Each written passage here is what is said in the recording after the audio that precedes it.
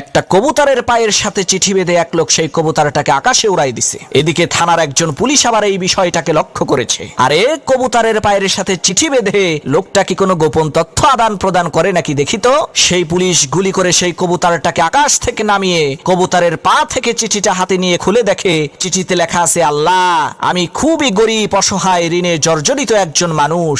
আমার 1 লক্ষ টাকা দরকার, তুমি আমাকে 1 লক্ষ টাকা দাও। তুমি তো আকাশে থাকো, এই কারণে এই কবুতরের মাধ্যমে তোমার কাছে চিঠিটা পাঠাইলাম। চিঠিটা পড়ে সেই পুলিশের মনে অনেক দয়া হলো। সে যখন তার থানার অন্যান্য সমস্ত পুলিশের কাছে এই বিষয়টাকে খুলে বলল, তখন থানার সমস্ত পুলিশেরা মিলে পরামর্শ করে সিদ্ধান্ত নিল তারা তাদের বেতনের টাকা থেকে কিছু টাকা দিয়ে সেই অসহায় লোকটাকে সাহায্য করবে। তো থানার সকল পুলিশের কাছ থেকে চাঁদা তোলা হলো। দেখা গেল 50,000 টাকা হয়েছে। তখন ওই পুলিশ 50,000 টাকা নিয়ে ওই গরিব অসহায় লোকটার হাতে দিয়ে বলছে, ভাই, তুমি যে আল্লাহর কাছে চিঠি লিখে সাহায্য চাইছিলা, আল্লাহ তো তোমার চিঠি কবুল করছে, এই যে নাও তোমার টাকা। লোকটা গুনে দেখে 50,000। তখন সেই লোকটা আবার একটা চিঠি লিখে কবুতরের পায়ে বেঁধে উড়াইয়া দিছে। পুলিশ কয়, কিরে, এই লোকটারে না টাকা দিয়ে আসলাম, এখন আবার ওনার কি সমস্যা হইল?